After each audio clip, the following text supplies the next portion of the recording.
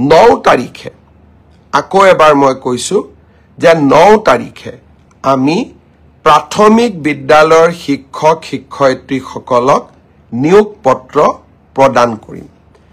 তাৰ পিছতে আমি নৱেম্বৰ মাহৰ ভিতৰতে পুলিচ কনিষ্টবল সকলক নিযুক্তি দিয়াৰ ব্যৱস্থা কৰিম পুলিচ কনিষ্টবল সকলক নিযুক্তি দিয়াৰ পিছদিনাখনেই আমি অন্তত আৰু 4000 আৰক্ষী পদৰ বাবে আবেদন পত্ৰ আহ্বান কৰিম অৰ্থাৎ নিযুক্তিৰ পৰম্পৰা আমি চলাই ৰাখিম যাতে অসমৰ যুৱক যুৱতী কেতিয়াও আশাহত হ'ব নালাগে এডিআৰই তৃতীয় বৰ্গ আৰু চতুৰ্থ বৰ্গ এই পৰীক্ষাৰ এটা প্ৰক্ৰিয়া আছে ৰিজাল্ট দিয়াৰ পিছত আমি লটাৰী বা ৰেণ্ডমাইজেশ্যনৰ জৰিয়তে ডিপাৰ্টমেণ্টসমূহ আবলটন কৰিব লাগে ডিপাৰ্টমেণ্টসমূহ আবলটন কৰাৰ পিছত ডাইৰেক্টৰেট বিলাক আবলটন কৰিব লাগিব আৰু ডাইৰেক্টৰেট বিলাক আবলটন হোৱাৰ পিছত আমি তেওঁলোকক ইন্ডিভিজুৱেল পোষ্টিং দিব লাগিব এই প্ৰক্ৰিয়াটোত 30টা দিনৰ প্ৰয়োজন হয় মই আগতেই কৈছো যোৱা মাহত আমি কোনেও কাম কৰিব পৰা নাছিলো মই চেষ্টা কৰিছো নৱেম্বৰৰ শেষত নহলে ডিসেম্বৰৰ প্ৰথম ভাগতে এডিআৰইৰ চতুৰ্থ আৰু তৃতীয় বৰ্গৰ আমি নিযুক্তি পত্ৰসমূহ বিতৰণ কৰিম প্ৰক্ৰিয়াটো চলি আছে প্ৰক্ৰিয়াটো চলিব দিয়ক কাৰণ এই প্ৰক্ৰিয়াটো স্বচ্ছ হোৱাৰ প্ৰয়োজনীয়তা আছে ইয়াৰ এইখিনি সময়ৰ মাজতে আমি পোষ্ট গ্ৰেজুৱেট আৰু গ্ৰেজুৱেট টিচাৰৰো নিযুক্তিৰ কাম হাতত লম আপোনালোকে দিয়া অপচন অনুসৰি আপোনালোকক যাতে আমি নিযুক্তি দিব পাৰো তাৰ বাবে শিক্ষা বিভাগে ইতিমধ্যে কাম হাতত লৈছে মই খুব সোনকালে আপোনালোকক নিযুক্তিৰ তাৰিখটো জনাম স্বাস্থ্য বিভাগৰ নিযুক্তিও এই মাহতে আমি প্ৰদান কৰিম চাহ বাগিচাৰ সমাজখনৰ বাবে আমি 3% এইবাৰ চৰকাৰী চাকৰিত আৰক্ষণ কৰিছিলো গুটেই কেটা নিযুক্তি দিয়াৰ পিছত আমি চাহ বাগিচাৰ যুৱক যুৱতী সকলক পৃথকে 3% উত্তীৰ্ণ হোৱা যুৱক যুৱতী সকলক নিযুক্তি পত্ৰ প্ৰদান কৰিম অৰ্থাৎ অহা 9 তাৰিখে আমি চাহ বাগিচাৰ যুৱক যুৱতী সকলক বাদ দি সকলোকে আমি নিযুক্তি দিম গুটেইখিনি নিযুক্তি পত্ৰ আমি একেলগ কৰি ডিসেম্বৰ বা নৱেম্বৰ মাহত সকলো চাহ বাগিচাৰ যুৱকক গুৱাহাটীলৈ মাতি আনি আমি একেলগে নিযুক্তি দিম যাতে ই সমাজখনত এটা সচেতনতাৰ সৃষ্টি কৰিব পাৰে অৰ্থাৎ মই উত্তীৰ্ণ হোৱা যুৱক যুৱতী সকলক অনুৰোধ কৰিম যে আমি নৱেম্বৰ মাহ আৰু ডিসেম্বৰ মাহৰ প্ৰথম ভাগতে আমি নিযুক্তিৰ প্ৰক্ৰিয়া সম্পূৰ্ণ কৰিম আপোনালোকে আমাক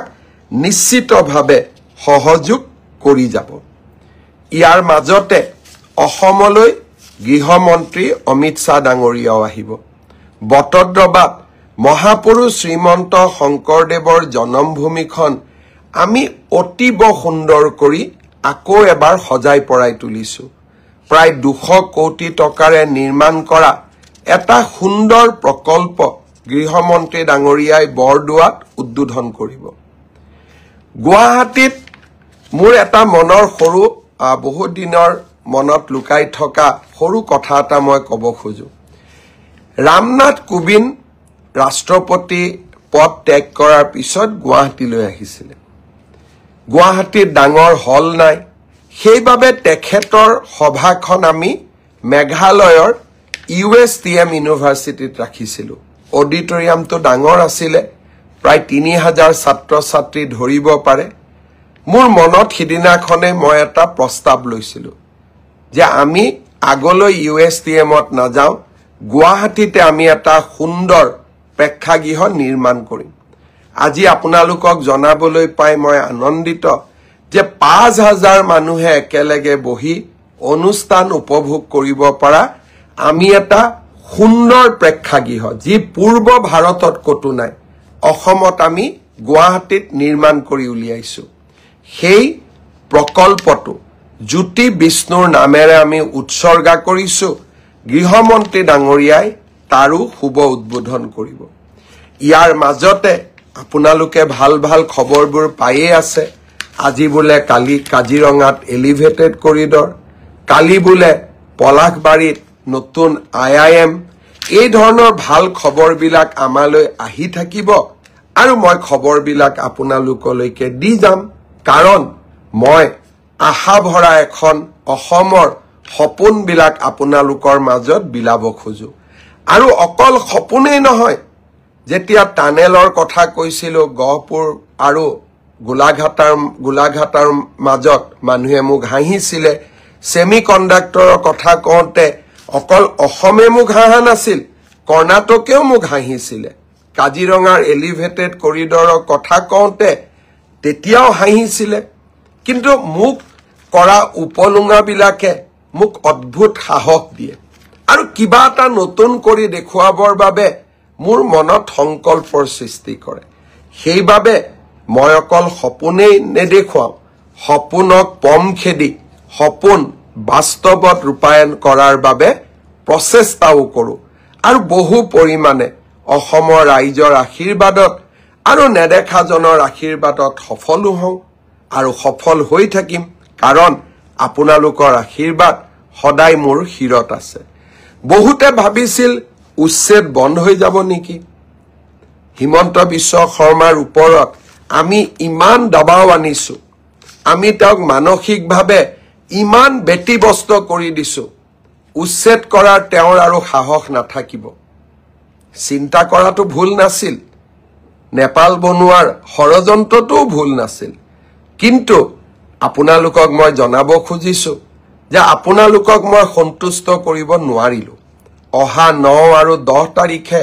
গোৱালপাৰা জিলাৰ দহিকটা বনাঞ্চলত উচ্ছেদ অভিযান আৰম্ভ হ'ব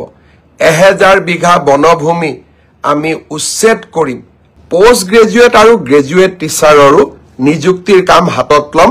আপোনালোকে দিয়া অপচন অনুসৰি আপোনালোকক যাতে আমি নিযুক্তি দিব পাৰো তাৰ বাবে শিক্ষা বিভাগে ইতিমধ্যে কাম হাতত লৈছে মই খুব সোনকালে আপোনালোকক নিযুক্তিৰ তাৰিখটো জনাম স্বাস্থ্য বিভাগৰ নিযুক্তিও এই মাহতে আমি প্ৰদান কৰিম চাহ বাগিচাৰ সমাজখনৰ বাবে আমি 3% এইবাৰ চৰকাৰী চাকৰিত আৰক্ষণ কৰিছিলো গোটেই কেটা নিযুক্তি দিয়াৰ পিছত আমি চাহ বাগিচাৰ যুৱক যুৱতীসকলক পৃথকে 3% উত্তীৰ্ণ হোৱা যুৱক যুৱতীসকলক নিযুক্তি পত্ৰ প্ৰদান কৰিম অৰ্থাৎ অহা 9 তাৰিখে আমি চাহ বাগিচাৰ যুৱক যুৱতীসকলক বাদ দি সকলোকে আমি নিযুক্তি দিম গোটেইখিনি